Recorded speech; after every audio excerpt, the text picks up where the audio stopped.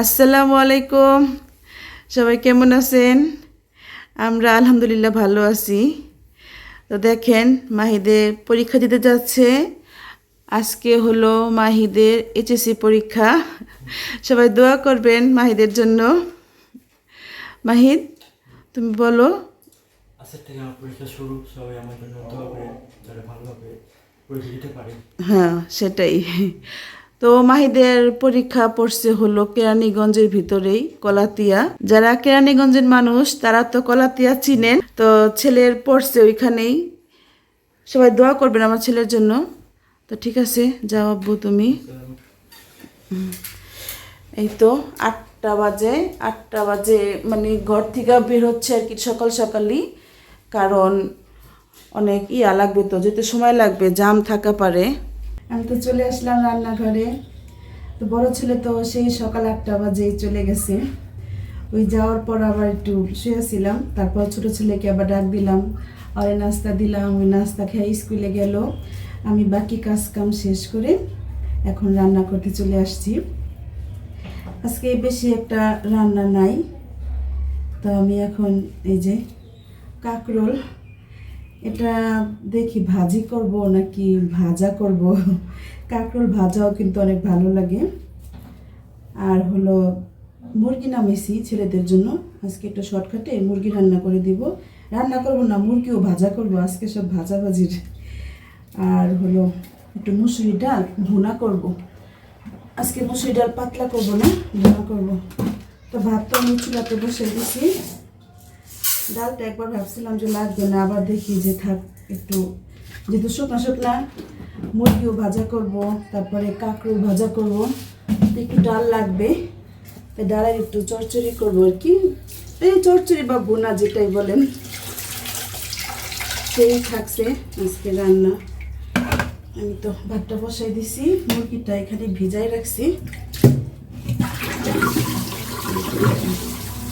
মুরগি আলামি আনছিল কালকে, তো আর কাটা হয় নাই, এভাবে আমি ফ্রিজে রেখে দিয়েছিলাম।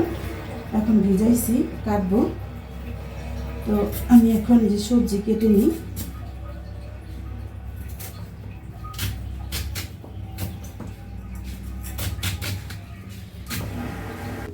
আমি এখানে কাঁকরোলগুলো কেটে নেওয়ার পরে এখন এই তো বিচিগুলা সব ফেলে দিচ্ছি। কারণ এই বিচি মুখে পড়লে ছেলেরা খেতে চায় না, আমারও ভালো লাগে না। আমি ভাজি করলেও এভাবে বিচিগুলা ফেলে দিই। আর এখন তো ভাজবো, এই তো এভাবে করে কাটতাছি। আর আমি সাথে একটু আলুও নিছি, আলুটা একটু ভাজা করব। তো সব বিচি সময় লাগতেছে ফালাইতে, অনেক বিচি ফালাইতে অনেক টাইম লাগে, কাঁকরোল করলা রেগুলার। তো আমি এইভাবে করে একটা একটা করে বিচি ফালাই দিই। আলু আর হলো কাঁকরোল কেটে ধুয়ে নিলাম। এখন ভাজবো, সেজন্য হলুদ মরিচ আর লবণ দিয়ে দিচ্ছি। একটু দিলাম মরিচের গুঁড়া। এখন দিব হলুদের গুঁড়া আর লবণ তো দিছি। আমি এদিকে মুরগিটাও কাটা শেষ। মুরগিটা আমি এখনো মেরিনেট করে রাখিনি, এটা আগে ভাজা বসাই নিই, তারপর রাখবো। এই তো কাঁকরোল আর আলু ভালো করে আমি হলুদ মরিচ লবণ দিয়ে মেখে নিলাম। এখন এটা আগে ভাজা বসিয়ে দিই।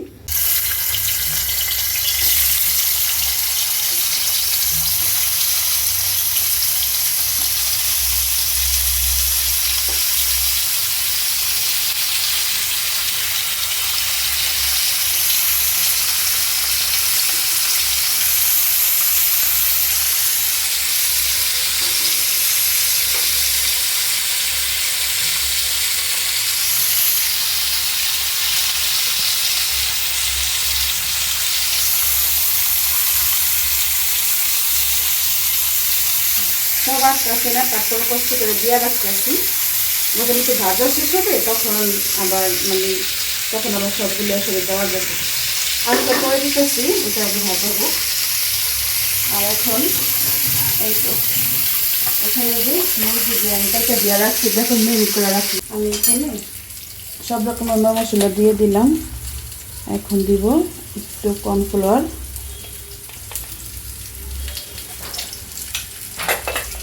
এইখানে দেখেন সব রকমের মশলা দিয়ে নিছি যা যা লাগে।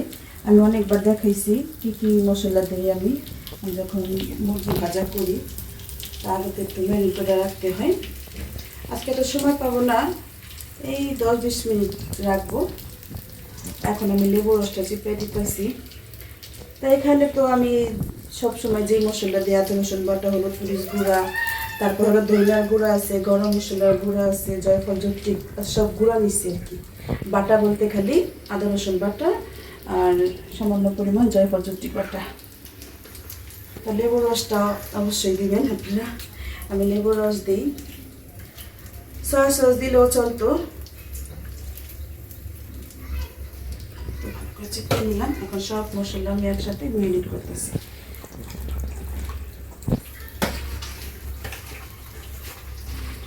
শেষ হয়ে গেল আমার মুরগি ম্যারিনেট করা। এখন আমি রেখে দিচ্ছি।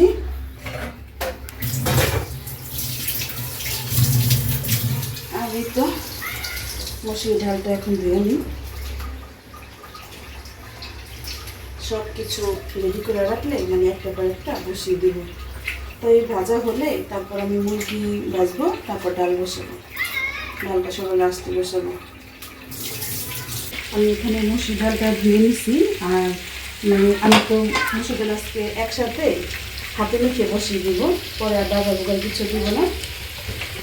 তো এখানে আমি পেঁয়াজ, তারপরে হলো কাঁচামরিচ কুচি, রসুন কুচি, হলুদ, মরিচের গুঁড়া না, শুধু হলুদের গুঁড়া দিচ্ছি। এখন আমি ভালো করে এভাবে চষলে নিব। কে ইচ্ছে করে একটু আদা রসুন বাটাও দিতে পারেন, আমি দিলাম না। টমেটো নেই, টমেটো থাকলে টমেটো দেওয়া পারতাম। যে দাম টমেটো, এখন টমেটো খাইতেছি না দামের কারণে। আমি একটু এখন তেল দিয়ে দেবো। আর এদিক দিয়ে দেখেন এই যে ভাজাটা বসিয়ে দিচ্ছি, তারপরে ভাজাটা অর্ধেক দিয়েছি। যে এখানে আমি আলু ভাজা বসিয়েছি, আর এটা মুরগি ভাজা। ডালটা আমি ফ্রাই করে রেখে রাখি, তাহলে ওই মুরগি ভাজাটা হইলে আমি এটা বসিয়ে দিব।